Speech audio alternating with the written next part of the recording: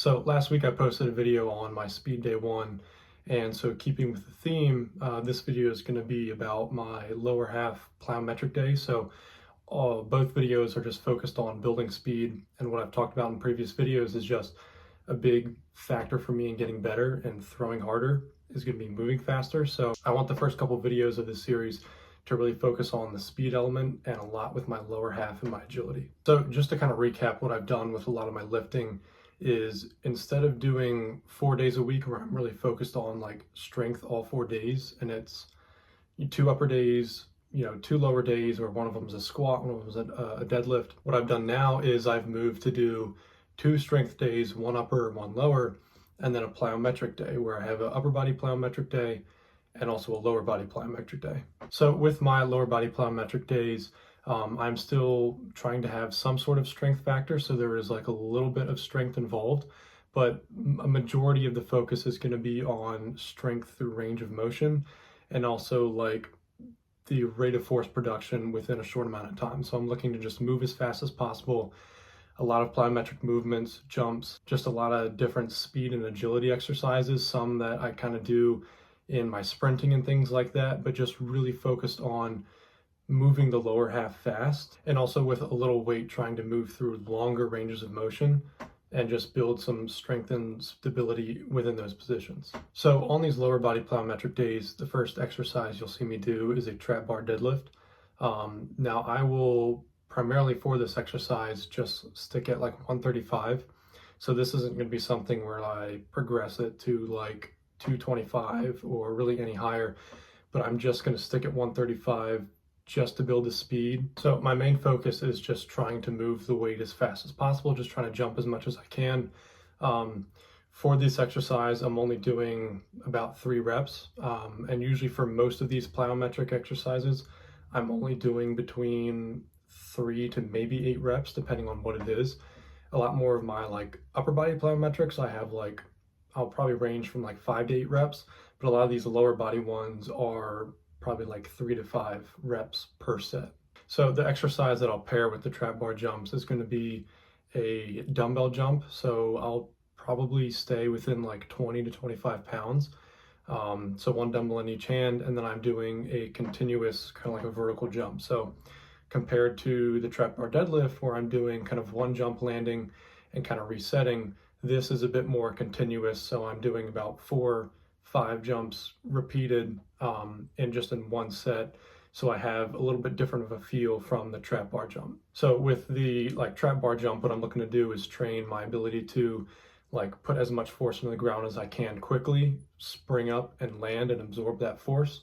Where compared to like the dumbbell jump, what I'm trying to do is put force into the ground, spring jump, land, and can be able to continuously do that to where when I'm landing, I am shortening the amount of time from contact with the ground to when my feet leave the ground again for the next jump. And so you'll be able to see a good example of this like when I have videos of my triple broad jump. Like you will see,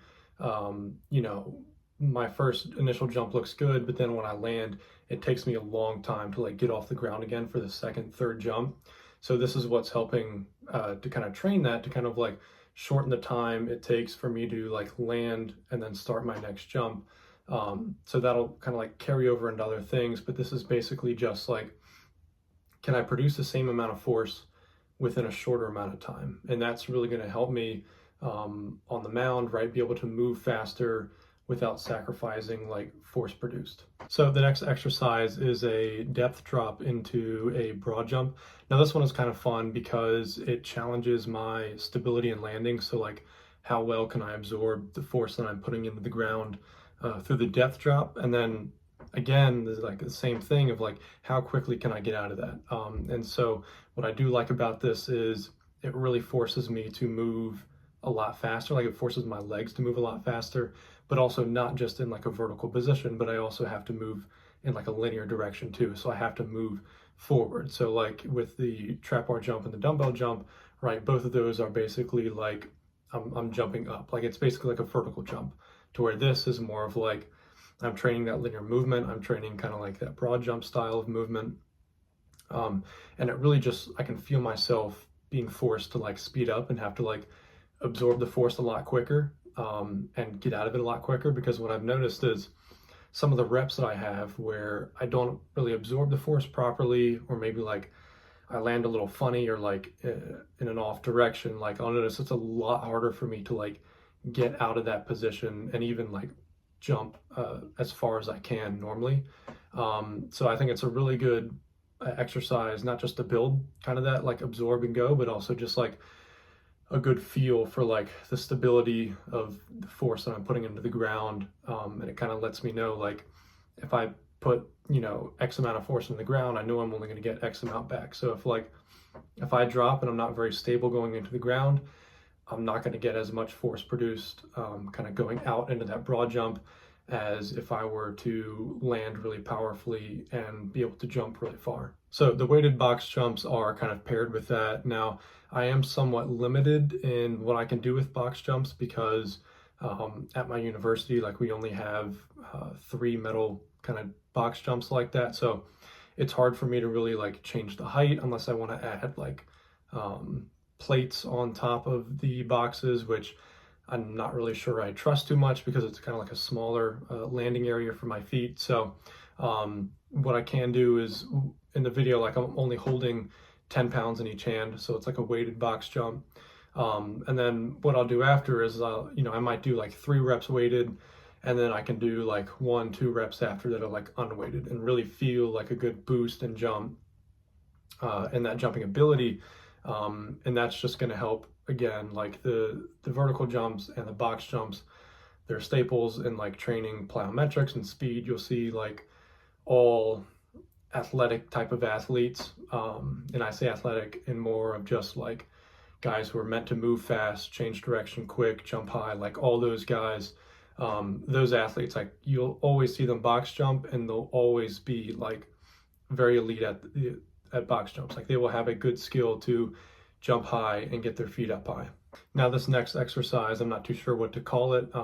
I do see a lot of people kind of doing it online, and then recently I've seen people, within the gym do it, and I've been able to watch them. And so I kind of added it in just for feel, and I do like it. It really forces me to like be stable. And again, it's really hard, like, if I don't have a good ability to collect myself and gather myself, put energy into the ground and get it out quick, like, if the stability is not there, it really shows. So like, watching the video, there is a difference between like my left leg and my right leg. I feel like just because I work more in like a split stance position where like my right leg is in front generally, just because of like pitching and throwing a baseball, like that side is a lot easier to move on. Whereas like when my left leg is in front, it feels a lot slower.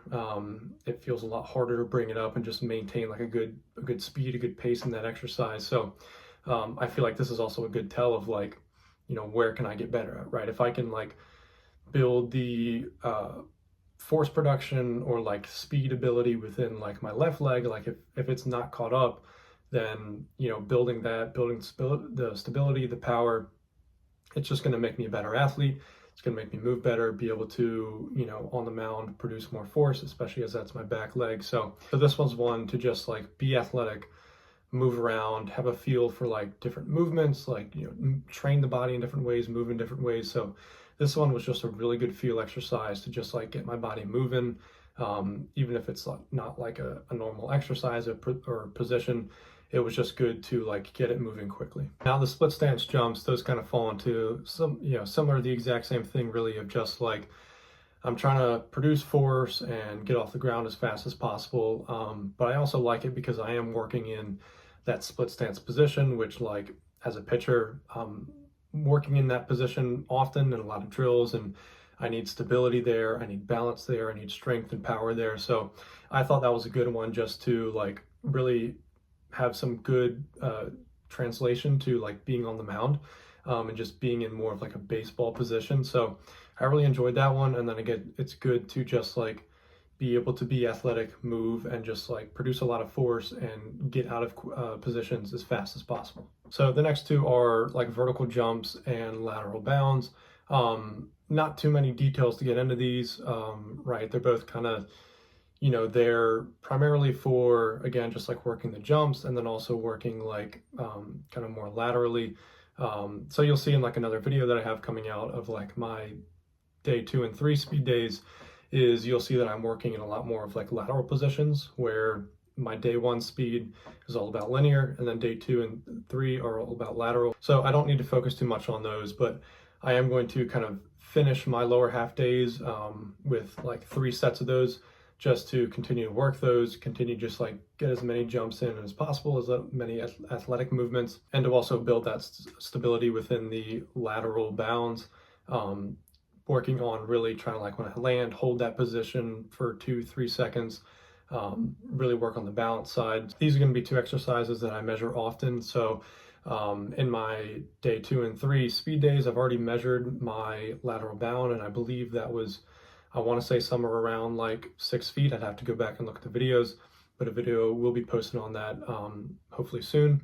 But I will measure those too. So I don't have any ability to like measure my vertical jump, so I'll have to like grab probably like post-it notes and kind of like jump with those in my hand, hopefully be able to stick those on the wall, and then, you know, I might just have to like carry around a measuring tape with me, you know, just get a measurement, and then maybe like every 3-4 weeks, every month, just like get a measure, see if any progress is made, and see kind of how we're doing with that. And then same with like the bounds and lateral bounds, is just like measuring those every couple of weeks and just kind of seeing what progress is there. So to finish up, I have somewhat of like a modified like single leg box jump. Again, like just because of like the limitations of the boxes that I do have to like jump on.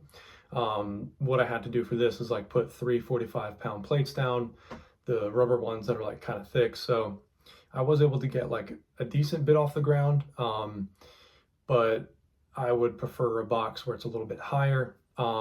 But like overall, again, like this exercise, I'm really working on stability, and this is more like a single leg focus. So really focused on like producing the power and the landing within the single leg box jump. So I'm not really focused on like the time it takes to perform the exercise. So I'm not really looking to, like with some of the other exercises, like shorten that window of like force being produced. But what I am looking to do again is just like be able to generate enough force to like jump high enough on a single leg, and then have the stability and balance to like land in a good position, hold that position for a couple seconds, and then go into the next rep. So my next video coming out hopefully later this week will be on my upper body lift days. So be sure to stick around, look for that video, like and subscribe, and thank you again for watching.